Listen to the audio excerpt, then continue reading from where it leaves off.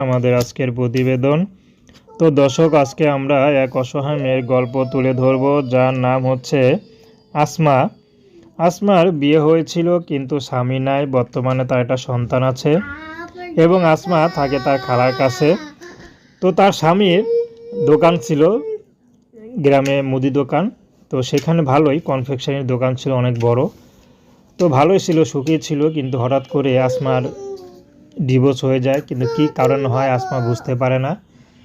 তার মধ্যে তার একটা সন্তান আছে, এখন সন্তান নিয়ে আসমা কোথায় যাবে? তো এখন তার খালার কাছে থাকে। তার বাবা মা কেউ নেই, খালা ছাড়া পৃথিবীতে আপন বলতে কেউ নেই। এই জন্য আসমা এখন ইউটিউবে এসেছে, চাচ্ছে ভালো একটা মানুষ, যদি সে বিবাহিত হয় তারপরেও কোনো সমস্যা নেই, আসমা বিয়ে শাদী করতে রাজি আছে।